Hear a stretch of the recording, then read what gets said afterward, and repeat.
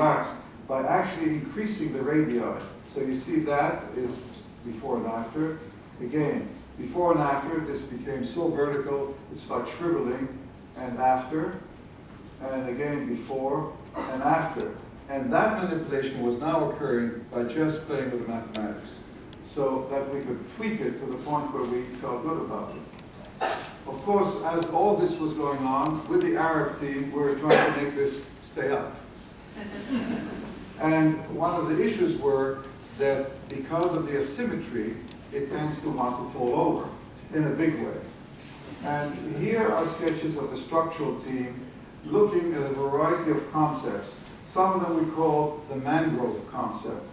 Others were trying to achieve a symmetry within the asymmetry. So here are some of the early sketches, the cradles and so on. And soon we started moving towards a scheme that has compression supports on the outside and some kind of a basket that stiffens the whole structure. So these are, the red are compression columns that are taking the weight of all of that. In the center is a saddle of a diagrammed steel structure that ties the top with the bottom. It doesn't even touch the sides. So there it is, the diagrammed in red, and that's the combination. So now the structure has its columns, somewhat asymmetrical because of the weight, but the entire force and torsion of this wanting to twist over is taken by this basket in the middle, which is just tying the structure and taking all the asymmetrical forces. So this is the final product of this process. The bottom and top surfaces will be a white material. We're looking at the possibility of a sandwich of resin fiberglass. The end walls, the side walls, will be metallic, reflect a little bit what's going on around, and so we'll be working with the white and metallic surfaces, and the lobby very transparent floating under. And in plan, the lobby level, the galleries below with the auditorium and back of house, the galleries above as we rise, and the upper level of galleries looking down into them, and 350-seat auditorium on the roof, and we're figuring out the fire exits at this point.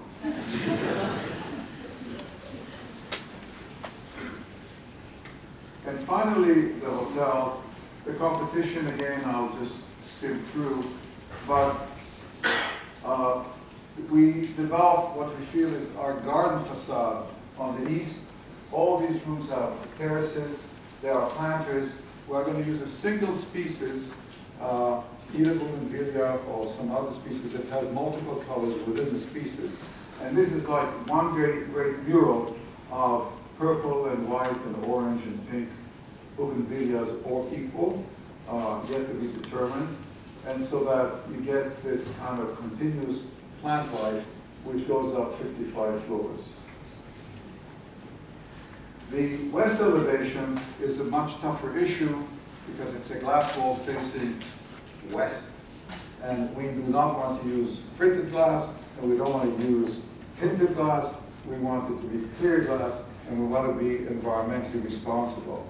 We began by actually looking at double glass facades, and after some work, we decided to use a particular high-performance glass, which is double glass with a shade that comes down in the afternoon, plus ribs or fins of glass that break the south light, that also create a pattern on the facade itself, which you can see going up and down, but they don't follow the structure because the structure is, the walls are not parallel from one end of the building to the other.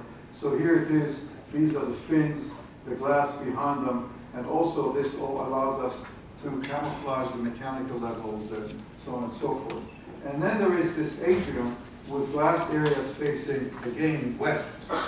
And this is one of our works of art, going from one end all the way, these are the cooling district cooling towers, with a work by Ned Khan, stainless steel sequences suspended so that they're moving constantly by the wind, creating shade on the inside and creating wonderful dynamic constant waves as the wind, you can see it here in the parking structure that you did in the United States, sort of a ripple that is constantly in motion.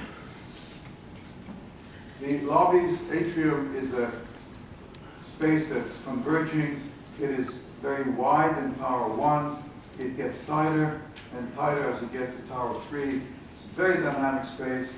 The early concepts were kind of a garden with trees, cafes and restaurants, public walkway going right through, and we've now developed a concept in which much of the buildings are sitting in water.